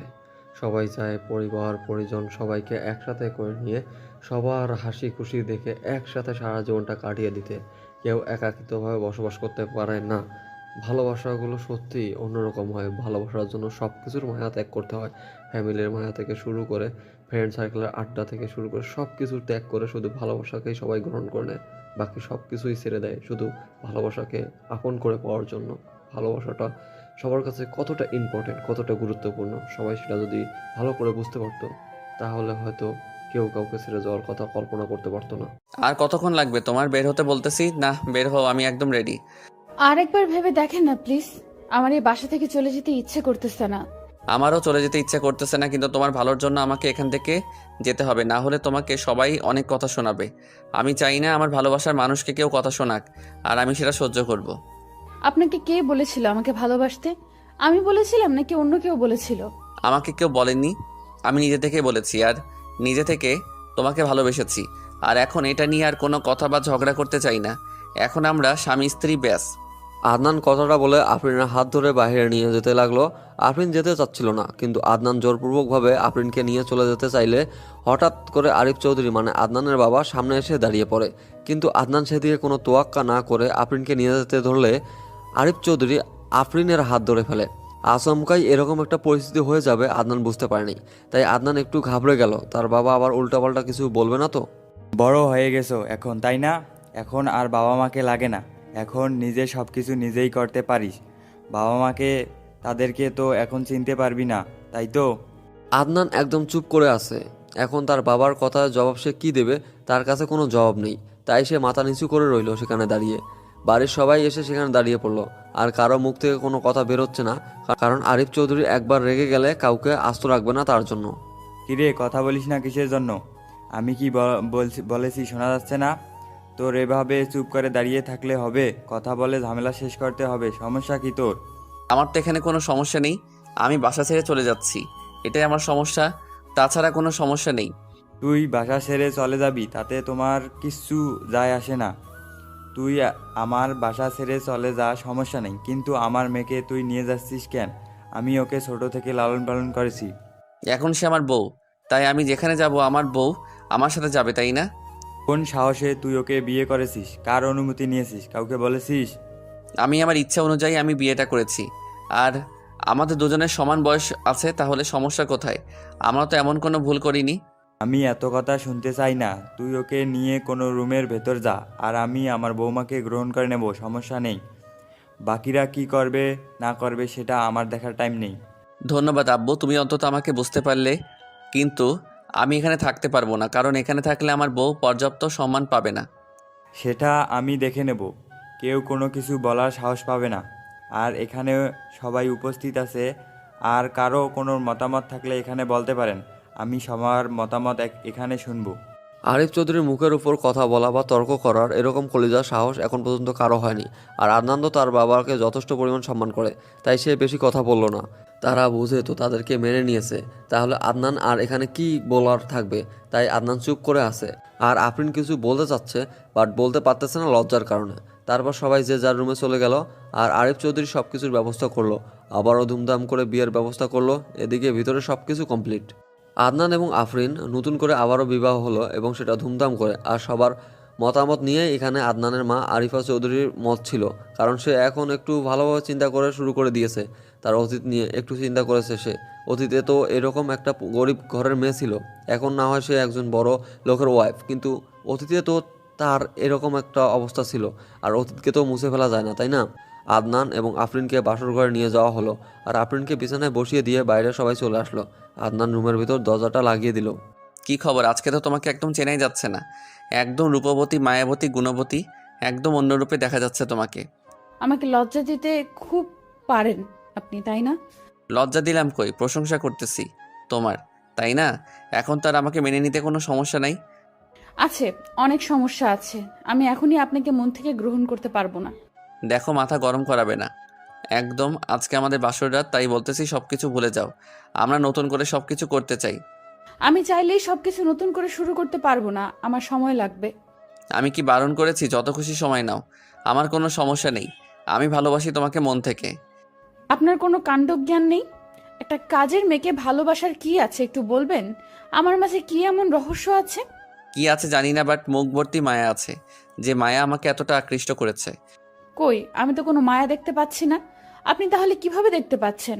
সেটা তুমি কখনোই দেখতে পারবে না। এটা শুধু আমি দেখতে পারবো, আমি ছাড়া অন্য কেউ দেখতে পারবে না এই মায়া। হয়েছে, আপনাকে আর কবি হতে হবে না, বুঝছেন? আমার খুব ঘুম পাচ্ছে, আমি ঘুমাবো। তাহলে বাসর করবো কার সাথে? অন্য মানুষ নিয়ে আসবো নাকি? ঘুমের বাহানা দেখালে চলবে না, বুঝছেন? আমার কোনো সমস্যা নেই, আপনি 8-10টা মেয়ে নিয়ে আসেন, এসব ফুর্তি করেন। আমি কি আপনাকে মানা করছি নাকি? দেখো, একদম উল্টাপাল্টা কথা বলবা না। মাথা গরম হলে কিন্তু তোমার কপালে আবারও দুঃখ আছে। আদনান আফরিনকে আর একটা কথা বলতে না দিয়ে বিছানার উপর আফরিনকে চেপে ধরলো। আফরিন একটু ব্যথা পেলে, বাট মুখ বুঝে সেটা সহ্য করে নিল। তার এরকম অত্যাচারগুলো এখন মানিয়ে নেওয়ার অভ্যাস হয়ে গিয়েছে, তাই এই অত্যাচারগুলো এখন তার কাছে আর অতিরিক্ত অত্যাচার মনে হয় না। আদনান তার অষ্টদয় দ্বারা আফরিনের অষ্টদয়ে আবদ্ধ করে নিল। আফরিন ধীরগতিতে নিঃশ্বাস নিতে লাগলো, তার নিঃশ্বাসটা ভারী হয়ে আসতেছে। এদিকে আদনান ধীরে ধীরে আফরিনের একদম নিকটে মিশে যাচ্ছে। আফরিন কোনোভাবেই নিজেকে ধরে রাখতে পারতেছে না। আফরিন আজকে নিজের কাছে নিজেকে হার মারলো। ধীরে ধীরে দুজনেই চলে গেল ভালোবাসার সাগরে। তাদেরকে নিয়ে আসবে কে? আর তাদেরকে ফেরানো উচিত না। তারা যে একটা বৈধ ভালোবাসার সম্পর্কে আবদ্ধ হয়ে আছে, তাদেরকে ফেরানোর চেষ্টা করে লাভ কি? ধীরে ধীরে আদনান আফরিনকে ছেড়ে দিয়ে পাশে শুয়ে পড়লো। আর আফরিন এক টান দিয়ে বুকের উপর নিয়ে আসলো। আর আফরিন চোখ বদ্ধ করে আদনানের বুকে মাথা রেখে ঘুমিয়ে পড়ার বিধা চেষ্টা করতেছে। দেখতে পারতেছো কিরকম অত্যাচার হবে এখন থেকে আমার কথা না শুনলে? আপনি মানুষ না, আপনি মানুষ নামে কলঙ্ক। একটা মেয়ের অনুভূতি বোঝার বিন্দু মাত্র চেষ্টা করেন না আপনি। দেখো, তোমাকে একটা কথা বলি, আমি আমার রাগকে কন্ট্রোল করতে পারি না। তাই প্লিজ, আমার যখন রাগ উঠবে তখন আমাকে আরও রাগিয়ে দিও না। আমার বুঝি রাগ হয় না, তাই না? আমি মানুষ না, আমি রোবট। আমাকে যেভাবে ইচ্ছা সেভাবে ব্যবহার করতেছেন, আর আমি সহ্য করে যাচ্ছি। দেখো, তুমি আমাকে খুব ভালো করে চেনো। আমি বলতেছি না যে তুমি আমাকে চেনো না, তাই আমার মতো তুমিও হয়ে যাও। আমি যখন সেটা চাচ্ছি সেটা দিচ্ছ না কেন তুমি? মন থেকে আসে না, বুঝতে পারছেন আপনি? আমার মনে আপনার জন্য শুধু ঘৃণা কাজ করে, তাছাড়া কোনো সম্মান বা ভালোবাসা কাজ করে না। আফরিনের এই কথা শুনে আদনান হুট করে বিছানা ছেড়ে উঠে পড়লো এবং বাইরে চলে আসলো। বাইরে এসে দেখে এখনো সবাই ঘুমিয়ে পড়েনি। বাইরে কয়েকজন বসে গল্প করতেছে, কিন্তু কাউকে কোনো পাত্তা না দিয়ে বাসা থেকে সোজা বেরিয়ে গেল। আর আদনানকে কেউ কিছু বলবে এরকম বুকের পাঠা এখনো কারো হয়নি। আর আরিফ চৌধুরী রেস্ট করার জন্য নিজের রুমে ছিল, তার জন্য জানে না বাইরে চলে গিয়েছে আদনান। আর আফরিন একটু মনে মনে খুশি হলো যে অন্তত এখন তার ইচ্ছা মতো সে থাকতে পারবে। আদনান বাইরে এসে দেখে সব দোকানপাট বন্ধ হয়ে গিয়েছে। এখন সে সিগারেট খাবে কিভাবে? কোনো কথা না বলে চুপচাপ মাথাটা নিচু করে রাস্তার এক সাইড দিয়ে হেঁটে যাচ্ছে। আর পাঞ্জাবির পকেটে নিজের হাত একটা ঢুকিয়ে দিয়েছে, আর একটা হাত প্যান্টের পকেটে। সে শুধু ভাবতেছে, একটা মানুষকে ভালোবেসে এত করে বিয়ে করলো, এখন তার পরিবার থেকে মেনে নিল তাদেরকে, কিন্তু তারপর সেই মানুষটা কেন তাকে মেনে নিচ্ছে না? আদনান তো আফরিনকে সত্যিকারের ভালোবাসে, টাইম পাস বা বিয়ে করেছে, কিছুদিন পর ছুঁড়ে ফেলে দিবে এরকম তো না। তাহলে কেন আফরিন আদনানকে আবার দূরে ঠেলে দিচ্ছে? কেন তাকে বুঝতে পারতেছে না? আঙ্কেল দরজাটা একটু খুলবেন প্লিজ, আমার একা ভয় লাগতেছে। একা ভয় করবে কিসের জন্য? আদনান কোথায়? আদনান আর তুমি না এক রুমে, তাহলে তোমার ভয় করতেছে মানে? আপনার ছেলে সে কখন রুম থেকে বেরিয়ে গিয়েছে, এখনো আসার খবর নেই। ভয় লাগতেছে একা একা। আপনি তো জানেন আমি একা থাকতে পারি না। আর তুমি এখন এসে আমাকে বলতেছো কখন গিয়েছে, আর বলে যায় নাই তোমাকে কি করতে গিয়েছে বাইরে? আসলে এখানে ভুলটা আমারই, আমার সাথে একটু ঝগড়া হয়েছে আর হয়তো আমার উপর রাগ করেই বাইরে গিয়েছে। দেখো, একটা কথা বলি, যা হয়েছে হয়েছে, সব কিছু ভুলে যাও আর নতুন করে সব কিছু শুরু করো। আর তোমাকে তো কেউ কোনো কিছু বলবে না, সবাই তোমাকে ভালোবাসে, তুমি ভালো করে জানো। কিন্তু আগের মতো কেউ আমাকে ভালোবাসবে না, সেটা আমি খুব ভালো করেই জানি। তাই আমার খুব ভয় লাগতেছে। কিছুদিন পর আমাকে তো এখান থেকে ছুঁড়ে ফেলে দেওয়া হবে, তাই না? সেই তুমি ছোটকাল থেকে এখানে আছো, তুমি তো আমাকে চেনো, আর আমার উপর তো তোমার আস্থা বা বিশ্বাস আছে, তাই না? এসব নিয়ে পরে কথা বলবো আঙ্কেল। আপনি একটু দেখেন আপনার ছেলে কোথায়, আর রাগের বশে কোথায় কি করতেছে। ওনার তো রাগ উঠলে কন্ট্রোল করতে পারে না। ভয় লাগতেছে এখন আমার। আচ্ছা, তুমি যাও, আমার রুমে গিয়ে বসো, তোমার আন্টির সাথে আমি দেখতেছি। না, একটু রুমে যাচ্ছি, একটু রুমে কাজ আছে তো, আমি কাজটা শেষ করতেছি। আপনি একটু খোঁজ নিয়ে দেখেন কোথায় আছে, বাসায় আসবে কিনা, একটু আমায় জানাবেন। কথাটা বলে আফরিন তার নিজের রুমে চলে গেল। আফরিন যদিও রাগ দেখিয়ে আদনানকে কথাগুলো শুনিয়ে দিয়েছিল, কিন্তু এখন ভেবে কষ্ট হচ্ছে আফরিন যে কেন তাকে কথাগুলো বলতে গেল। আর মানুষটা এভাবে চলে যাবে ভাবতে পারেনি। মানুষটা তো তাকে ভালোবাসে, তারা তো খারাপ চায়নি বা তার কোনো ক্ষতি করার চেষ্টা করেনি, তাহলে কেন অমানুষের মতো তার সাথে আচরণ করলো আফরিন? এটাই ভেবে খুব কষ্ট পাচ্ছে আফরিন। আর এদিকে আদনান হাঁটতে হাঁটতে অনেক দূর পথ এসে পড়েছে। এখন ঘড়ির দিকে তাকিয়ে দেখে রাত 3টা বেজে গিয়েছে। এতক্ষণ সে হেঁটেছে, প্রায় 2 ঘন্টা ধরে হাঁটতেছে। তার মানে সে অনেক দূর পথ পাড়ি দিয়ে ফেলেছে। যখন সে বুঝতে পারলো সে অনেকটা পথ পাড়ি দিয়ে ফেলেছে, তখন সে আবার গন্তব্যের উদ্দেশ্যে রওনা দিল। সামনে এসে একটা ভয়ানক বিপদের সম্মুখীন হলো সে। অন্ধকার কালো ঘুটঘুটে রাস্তা, আর সামনে কয়েকজন মাতাল ছেলে মাতলামি করতেছে নেশাদ্রব্য পানীয় পান করার পর। আদনান কখনো এরকম বিপদের সম্মুখীন হয়নি। আদনানের খুব খারাপ লাগতেছে যদি এখন তাদের সাথে ঝামেলা লেগে যায়, কারণ মানুষ যখন মাতাল হয়ে যায় তখন তার সেন্স থাকে না, সে কি করতেছে না করতেছে কিছুই বুঝতে পারে না, সে মানুষ থেকে অমানুষ হয়ে যায়। এটা ভেবে আদনানের খুব খারাপ লাগতেছে, কারণ তারা তো এখন তাদের ভারসাম্যহীন হয়ে পড়ে আছে। হুট করে যদি আদনানের উপর খুব খারাপভাবে আক্রমণ করে দেয়, আদনান কিছুই করতে পারবে না, শুধু আদনানকে দেখতেই হবে। তাই আদনান পাশ কেটে যেতে চাইলো, বাট পাশ কেটে যেতে পারলো না। হুট করে তারা এসে আদনানের উপর একটু আক্রমণাত্মক হয়ে উঠলো। আর অবস্থা বিগতি দেখে আদনান নিজের আত্মরক্ষার জন্য যতটুকু সম্ভব ততটুকুই লড়ে যাচ্ছে তাদের সাথেই। কি হয়েছে তোমার? আর তোমার শরীরে এত ক্ষত বিক্ষত কেন? এত শরীরে দাগ আসলো কোথা থেকে তোমার? তেমন কিছু না, আমি ঠিক আছি আর আমি এখন ঘুমাবো, আমাকে ডিস্টার্ব করবে না। আপনার কি হয়েছে আমি সেটা জানতে চাচ্ছি। আর আপনাকে এরকম দেখাচ্ছে কিসের জন্য? কি হয়েছে আমাকে বলবেন প্লিজ? তোকে বেশি বকবক করতে হবে না, তুই এখন আমার চোখের সামনে থেকে যা। আপনি এরকম করতেছেন কেন বুঝতে পারতেছি না। আপনি আমার সাথে ভালোভাবে কথা বলেন। এত কথার কৈফিয়ত দিতে পারবো না, তুই যা এখন। আমি আপনার ঘরের বউ, আমাকে বলতেই হবে আপনার কি হয়েছে। কারণ আপনার নিশ্চয়ই কোনো কিছু হয়েছে, আর আপনি সেটা আমাকে কেন বলবেন না? আমি কিসের জন্য বলবো? আমার বলার ইচ্ছে করতেছে না, আমার ঘুম পাচ্ছে, আমাকে ঘুমাতে দে, আর তুই এখান থেকে সরে যা। কথাটা বলে আদনান নিজের রুমে প্রবেশ করলো আর বাথরুমে গিয়ে একটু ফ্রেশ হয়ে বিছানায় এসে শুয়ে পড়লো। আফরিন কি বলবে না বলবে ভেবে পাচ্ছে না। এখন আফরিনের খুব খারাপ লাগতেছে, তার সাথে এরকম করা মনে হয় ঠিক হয়নি। যখন বাসার সবাই তাদেরকে মেনে নিল, তখন আদনান কেন এরকমটা করতেছে? আফরিন কোনো কথা না বলে চুপচাপ আদনানের পাশে গিয়ে শুয়ে পড়লো, কিন্তু সেদিকে কোনো গুরুত্ব নেই আদনানের। চুপচাপ নিজের মতো শুয়ে আছে আদনান। আপনার কি হয়েছে? আপনি আমার সাথে কথা বলবেন না? আদনান চুপ করে আছে। আদনান কোনো কথা বলে না, কারণ আদনানের খুব ভয় লাগতেছিল তখনকার সেই বিষয়টা নিয়ে। আদনান যখন রাস্তা দিয়ে হেঁটে আসছিল, তখন এসে দেখে কয়েকটা ছেলে মাতাল অবস্থায় সেখানে দাঁড়িয়েছিল। আর আদনান তাদের কাছে গেলে তারা মাতাল অবস্থায় আদনানকে আক্রমণ করে আদনানের টাকা পয়সা ছিনতাই করার জন্য। কিন্তু তারা 4 জন হলে হবে কি, তারা তো মাতাল অবস্থায় ছিল, যার জন্য আদনান নিজের প্রতিরক্ষা করতে পেরেছিল আর সেখান থেকে ফিরে আসতে পেরেছিল বাসায়। একটু হলে আজকে তার জীবনটাই চলে যেত। আপনি কি আমার সাথে কথা বলবেন না নাকি? আমার ঘুম পাচ্ছে, এখন যদি একটু ডিস্টার্ব করিস তাহলে কিন্তু তোর অবস্থা অনেক খারাপ আছে। তাই নাকি? কি অবস্থা? খারাপ আছে শুনি। যা ইচ্ছা করতে পারেন, বাট কথা বলেন আমার সাথে। এখন আমার ঘুম পাচ্ছে, আমি ঘুমাবো। কারোর সাথে কথা বলার কোনো ইচ্ছা করতেছে না এখন আমার। আমার সাথে আপনাকে কথা বলতেই হবে। আমার সাথে কথা না বললে কিন্তু খারাপ হবে। তোর সাথে আমি কি কথা বলবো আর কি খারাপ হবে শুনি? আমি আপনার সাথে কথা না বলে থাকতে পারতেছি না। আপনি আমার অভ্যাস হয়ে গিয়েছেন। ভালো হইছে, এখন চুপচাপ ঘুমিয়ে পড়ো, না হলে কিন্তু সমস্যা আছে। আমি বলেছিলাম যে আমাকে বিয়ে করিয়েন না। আপনি আমাকে সহ্য করতে পারবেন না, বা আমার আচরণ ব্যবহারগুলো আপনার ভালো লাগবে না। আমি বলতেছি আমার ঘুম পাচ্ছে, এখন উল্টাপাল্টা কথা বলবি না। আমি আপনাকে ভালোবাসি, আর আপনার সাথে কথা না বলে আমি থাকতে পারতেছি না। আপনি কেন বুঝতে পারতেছেন না? আমার কষ্ট হচ্ছে। তাতে আমি কি করতে পারি? কষ্ট হচ্ছে, ঘুমের ওষুধ খেয়ে ঘুমিয়ে পড়ো। এই, আমার জন্য আপনার মনে ভালোবাসা, আমি কষ্ট পাচ্ছি, আর আপনি আমার প্রতি কোনো যত্নশীল না।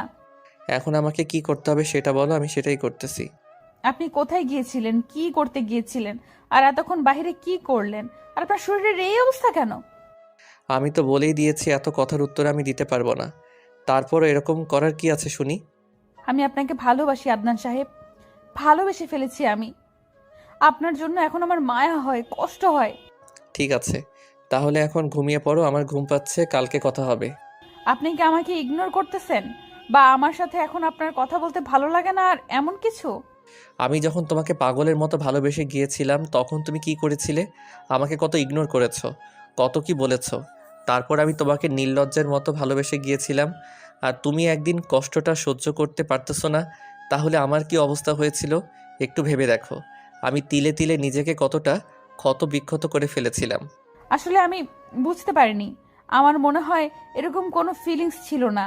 আর আমরা গরিব মানুষ, কখনো ভালোবাসার স্বাদ, রং, রস এসব নিয়ে আমরা কখনো ভাবনা চিন্তা করিনি। সব সময় টাকার পিছনে ছুটেছি। বেঁচে থাকতে হলে টাকার প্রচুর প্রয়োজন। আজকে আমাকে ভালোবেসে ফেলেছো, তাহলে আজকে তো রিয়ালাইজ করতে পারতেছো যে আমার অবস্থা কি হয়েছিল, আমি কেমনে দিনকাল পার করতাম। আমার ভুল হয়েছে, আমাকে মাফ করে দিবেন। আমি আর কখনো আপনাকে কষ্ট দিব না। সারা জীবন ভালোবাসায় ভরিয়ে রাখবো। কথাটা বলে আদনান সাহেবকে জড়িয়ে নিলাম নিজের বাহু ডোরে। লোকটাকে দেখে খুব মায়া হচ্ছে। আজকে কি অবস্থা, সারা শরীরে ক্ষত বিক্ষত হয়ে আছে। ছোট বাচ্চাদের মতো কেন জানি ভয়েতে আছে আদনান সাহেব। আসলে আমার যে মন নেই সেটা না, আমারও তো মন আছে। আমিও মানুষ, আমিও ভালোবাসতে পারি, কিন্তু গরিব ছিলাম, ভয় পাইতাম সব সময়, কখন জানি কি হয়।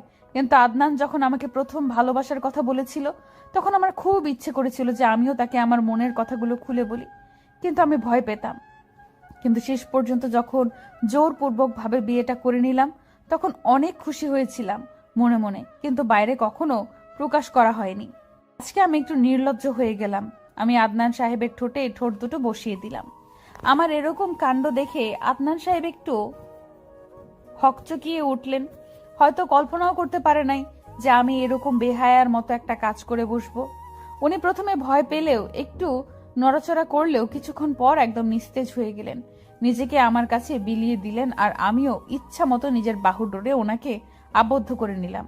তারপর আমি ওনার শরীরের উপর নিজের শরীরটা এলিয়ে দিলাম, আর বেহায়ার মতো তাকে ভালোবাসলাম। আজকে মনে হচ্ছে আমার কোনো লজ্জা নেই।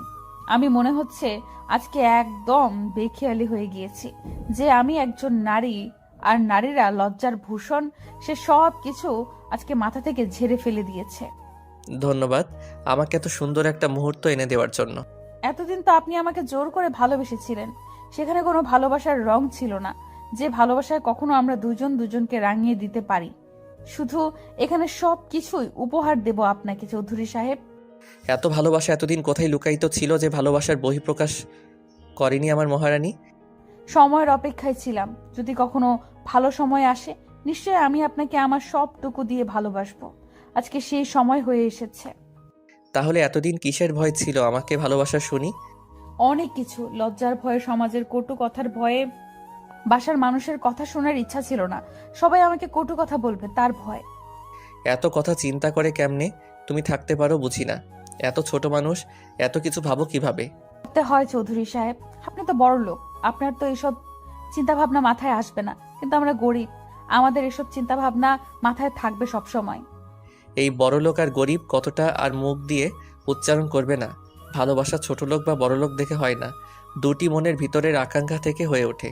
কথাটা বলে আমি আবার আমার মহারানীকে নিজের বুকে নিলাম আর তার গালে কপালে চুম্বন দিলাম। ভালোবাসার পরশ দিয়ে তাকে রাঙিয়ে দিলাম। ভালোবাসাটা প্রথমে যতই কষ্ট মায়া হোক, যদি ভালোবাসাটা আপনি নিজের করে নিতে পারেন, আপনি আপনার ইচ্ছা অনুযায়ী সব কিছু করে নিতে পারেন, তাহলে দেখবেন ভালোবাসা অনেক সুন্দর। ভালোবাসতে টাকা পয়সা দরকার হয় না। আপনারা বলতে পারেন যে টাকা পয়সার দরকার হয় ভালোবাসতে, আবার কেমন কথা, সবাই তো বলে ভালোবাসতে টাকা পয়সা লাগে, কিন্তু আমি এর উল্টো কথা কেন বলতেছি তাই তো? ভাই, আপনার যখন টাকা থাকবে আপনার কাছে ভালোবাসা থাকবে, যখন আপনার কাছে টাকা থাকবে না তখন ভালোবাসতে আপনার কাছে থাকবে না। কেন বলতেছি এরকম কথা, তাই তো বলার কারণ হচ্ছে আপনি যখন কাউকে ভালোবাসবেন আর তাকে নিয়ে ঘুরতে যাবেন, আপনার প্রিয়তমা আপনাকে আরও বেশি ভালোবাসবে। তখন তাকে আপনি রিকশায় করে ঘুরবেন পুরো শহর বা রাতের শহর, কোনো ভালো একটা রেস্টুরেন্টে নিয়ে গিয়ে খাওয়াবেন, সুন্দরভাবে তাকে উপহার দেবেন, সারপ্রাইজ করবেন, দেখবেন যে ভালোবাসাটা আরও রঙিন হয়ে যাবে। কিন্তু যখন আপনার কাছে টাকা থাকবে না তখন তো আর আপনি সেটা করতে পারবেন না। আপনার ভালোবাসাটা বিলিভ হয়ে যাবে, তখন আপনার কাছে ভালোবাসাটা একটা নামমাত্র মনে হবে। এত মনোযোগ দিয়ে কি ভাবা হচ্ছে শুনি, আর আমার সাথে কোনো কথা বলতেছেন না, ব্যাপার কি? তোমাকে অনুভব করতেছি প্রিয়তমা, তোমার ভালোবাসাটা চাই আমি খুব গভীরভাবে স্পর্শ করতেছি।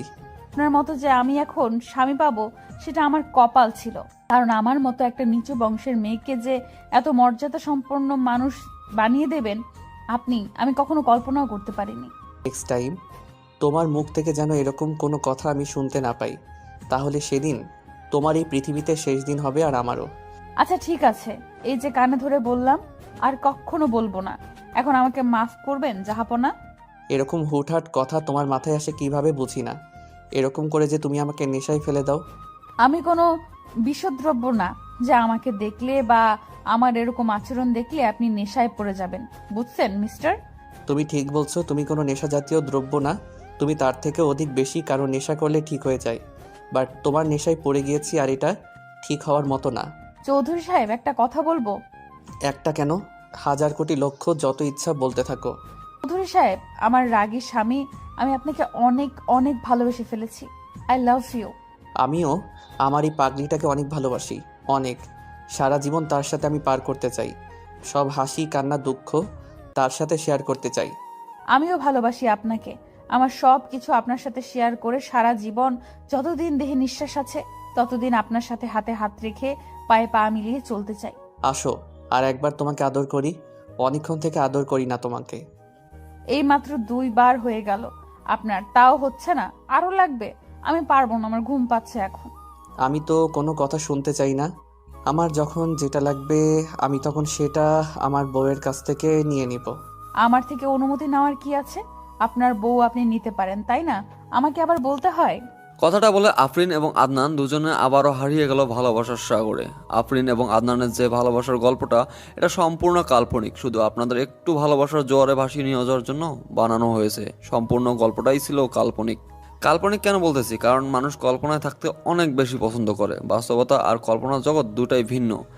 এই কল্পনাময় গল্পটা আপনাদের কাছে কেমন লেগেছে অবশ্যই জানিয়ে দেবেন। আর পরবর্তী গল্পটা অনেক মজাদার আর অনেক ইন্টারেস্টিং হতে চলেছে, তাই পরবর্তী গল্প শুনতে চাইলে অবশ্যই চ্যানেলটি সাবস্ক্রাইব করে পাশে থাকা বেল আইকনটি প্রেস করে দিবেন। আর গল্পের একটা পার্ট মিস করলে তাহলে অনেক কিছুই মিস করে যাবেন, তাই প্রতিটা পার্ট সুন্দর করে দেখুন। এই গল্প থেকে এখান থেকে বিদায় নিচ্ছি, আবারও আশিক এবং প্রিয়াঙ্কার নতুন গল্প নিয়ে হাজির হব। ভালো থাকবেন, সুস্থ থাকবেন, টাটা, বাই বাই।